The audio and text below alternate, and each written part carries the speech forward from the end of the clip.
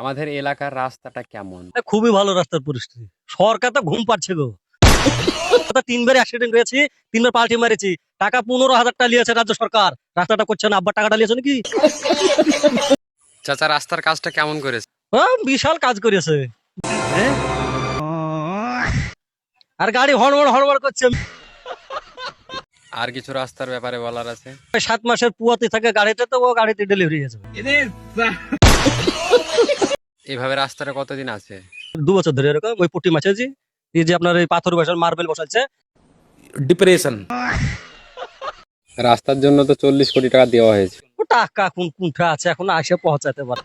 রাস্তা কবে হবে আশা আছে? আমরা মরি হইতে পারি রাস্তা হইতে হইতে। রাস্তায় চলাফেরা করতে কেমন লাগছে? হচাক করে উঠছে, ঘাটাক করে পড়ছে।